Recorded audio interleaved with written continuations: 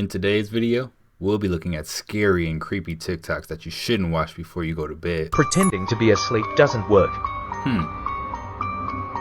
So this is a scary A short young child story. is asleep in bed on a usual night and wakes up to footsteps outside of the bedroom door. The child opens the door slightly and peers out, revealing a murderer carrying the corpses of his parents. After propping their dead bodies up on a chair, the murderer writes a message in their blood on the wall. The child returns to bed absolutely terrified and pretends to be asleep, whilst the murderer climbs under the child's bed and hides. The child is scared but still can't quite make out what the writing on the wall says. An hour passes and the child's eyes are now adjusting more to the darkness.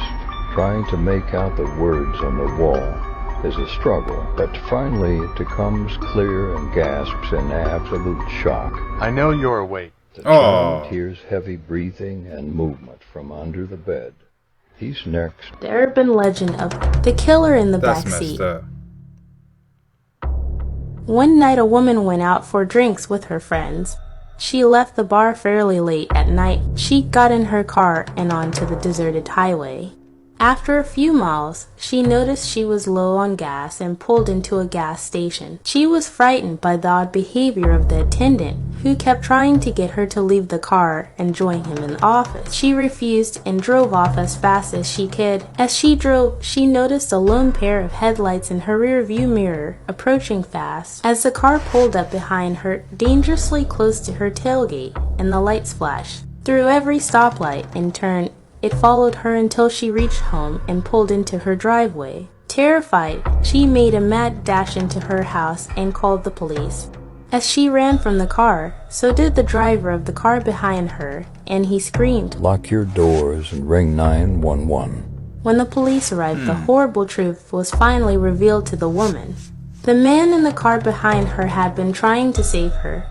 As he pulled up behind her and his headlights illuminated her car, what he had saw shook the woman to the core. He saw the silhouette of a man with an axe rising up from the back seat behind her, so he flashed his lights to warn her. Turns out the man was a crazed killer escapee from a mental institution. She was lucky that night. This photo is of the Cincinnati crawler. It was taken by a family who caught him in their home in 1974, but he escaped shortly afterwards. So in 1974, the Johnson family in Cincinnati noticed a couple weird things happening in their home. The 14-year-old daughter, Claire, would complain about seeing glowing eyes outside of her window at night.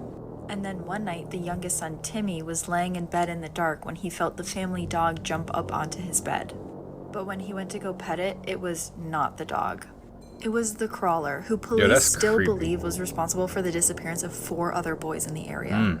Some believe that he was an escaped convict, while others actually believe that he was the victim of human experiments happening in the area that may have been conducted by the family's dad. Claire snapped this photo of him before he escaped, but he was never found since. Wait. So they saying, wait, the dad experimented on this guy? So he's coming back to haunt them or something? First off, that's messed up right there. Like, talk about karma. Do you guys remember the Momo challenge? In 2018, the Momo challenge was trending on the internet and children were the main target. I do remember. Yo, I was so mad at this, man. So mad. But it is the internet, right? Momo began appearing in cartoons on YouTube channels for kids and began taunting and threatening them. But aside from this, something more sinister was going on behind the scenes. People claiming to be Momo were initiating chats with kids all over the world.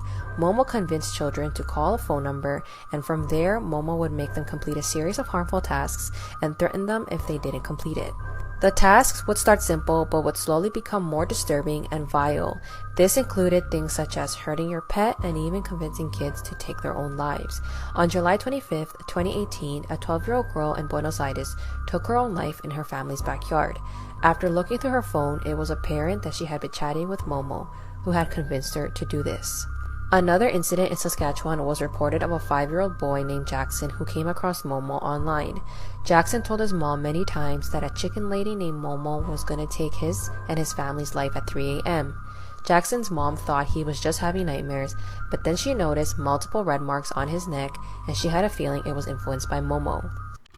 I'm not gonna lie, guys. Like, I keep getting distracted by the makeup. I'm thinking like, wait, is she gonna do something? But no, this is just a story, and she's just doing her makeup in the background. There were many theories of who Momo was, but this person or persons were never caught. The urban legend of the babysitter and the man upstairs. There was a girl babysitting 3 children in a 2-story house in New York. She later received a phone call from a man laughing, and he tells her to go and check the children. She doesn't believe him, so she ends the call and continues watching TV. She then receives another call, and the man, now with a deeper voice laughing again, tells her she better check the children upstairs. This time, scared, she decided to ring the police. They tell her if the man rings again, they will trace the next phone call. So he calls for a 3rd time. He was laughing much harder this time. The girl was terrified now, shaking. She put the phone down. She then receives a call back from the police. Leave the house, do not go upstairs. We traced the call and it is coming from upstairs. The police arrive. Unfortunately, ma'am, the 3 children have been murdered and each call you had was for each murder committed. You were going to be the 4th. Has anyone ever told you not to do something and that just made you want to do it more? For these 3 girls, their curiosity would lead to something terrifying. These girls went to high school together, and one night they decided to have a sleepover. They were also fans of horror movies, so they thought it would be nice to rent one out and watch it. They eventually found a video rental store on the street corner and went inside. They would soon regret this decision. They asked a woman behind the counter if she had any suggestions for horror movies that they could watch. The woman said she had the perfect movie for them and went into the back room. Then one of the girls noticed that an old and rusted videotape was lying on the counter. She picked it up and was instantly curious, but things got intense when the woman came back. She slammed her hands down on the old videotape and pulled it away. She said, "That's not something you should be watching." The woman wouldn't say anything else, only that it was a home movie. Then she handed them a regular horror movie. The girls agreed to rent that one out instead, but one of the girls was still too curious. She wanted to know what was in that old tape, so when the woman wasn't looking, she put it in her purse and left with it. When the girls came home, they decided to watch the old tape together, but what they saw on there would both shock and terrify them. Yo, that reminds me of an old movie. I don't know what the movie was called. If you guys can get it, let me know in the comment section. But it was about these people. They went into this house and they had these VHSs, or these VHS, for a VCR. And they would watch these tapes and it'd be this creepy horror stuff, right? And then like at the end of the movie, like someone, it was just wild, guys. I think someone came from the house that he was in and made another it was crazy. Nature's little evil prank, the sandbox tree. They're located in tropical parts of North and South America, like the Amazon rainforest. They stand out because they're covered in very sharp needles, but that's not the worst part. Pretty much everything on the tree is poisonous. I mean, the needles are poisonous, the seeds are poisonous, the bark is covered in a special type of sap, and the sap is poisonous as well. Not to mention, if you touch it, you'll get a really bad rash. And if you get it in your eyes, you'll go blind. But it's okay, because the tree gives these beautiful fruit. Except the fruit literally explode. It drops exploding fruit, and when the fruit explodes, it fires its seeds everywhere, up to 30 feet. And again, the seeds poisonous and gonna grow more sandbox trees. If you see a sandbox tree, just be cautious. Top 10 most evil human experiments ever conducted. Part 8.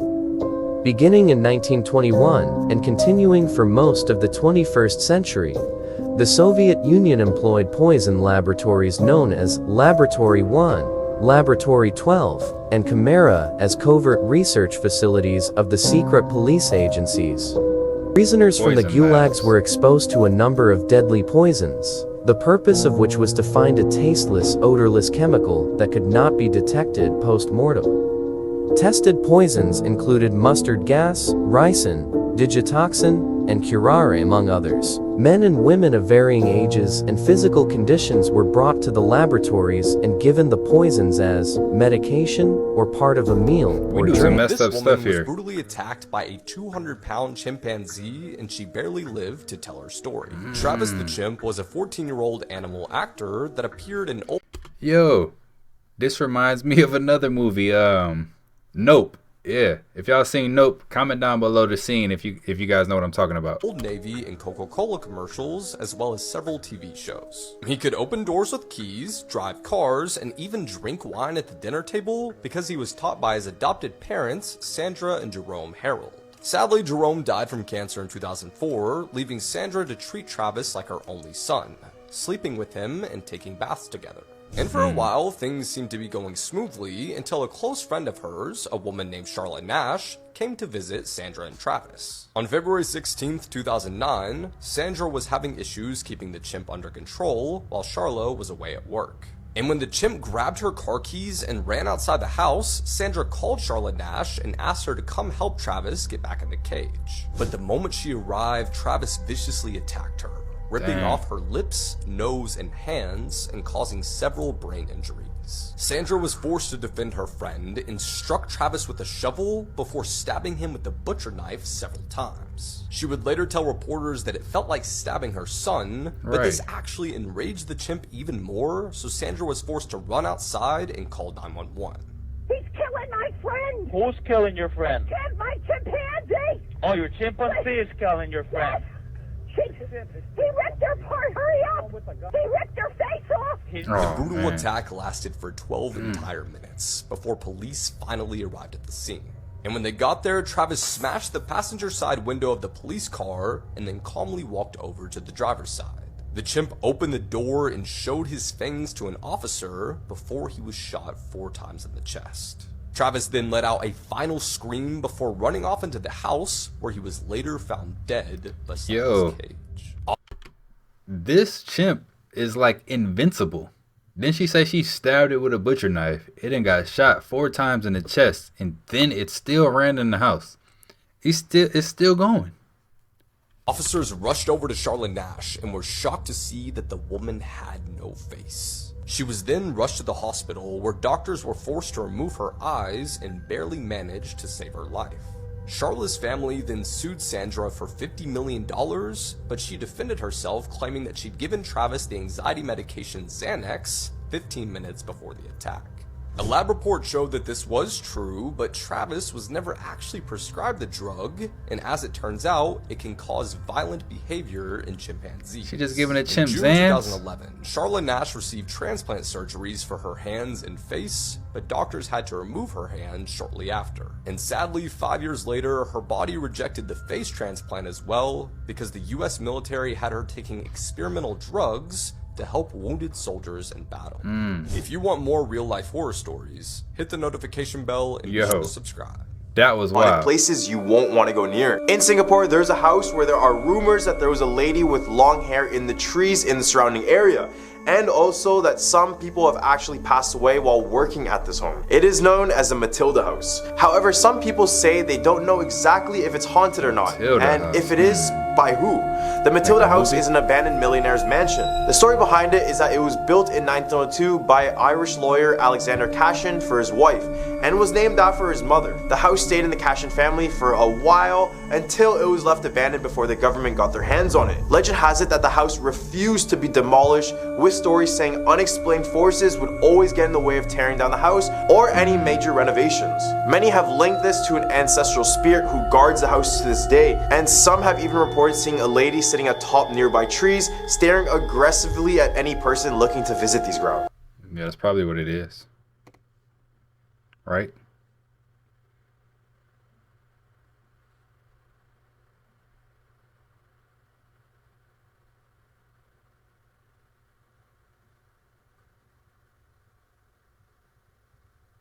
Oh, what? The urban legend of Death Crash.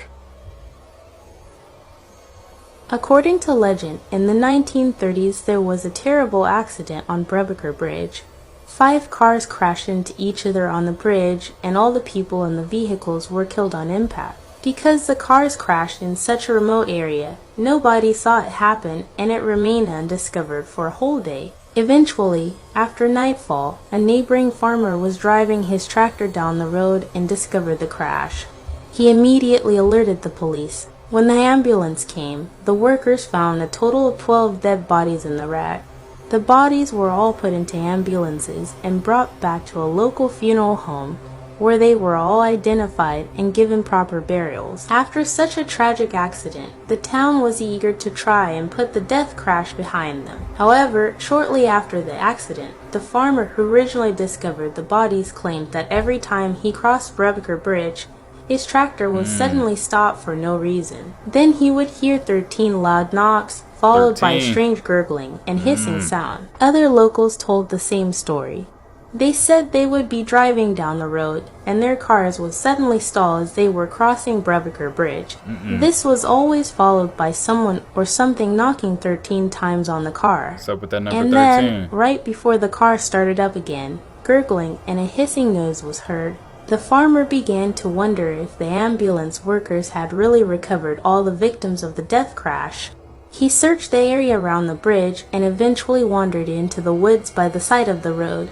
What he found there chilled him to his very soul. Sitting propped up against a tree, covered in snow, was the dead body of a man.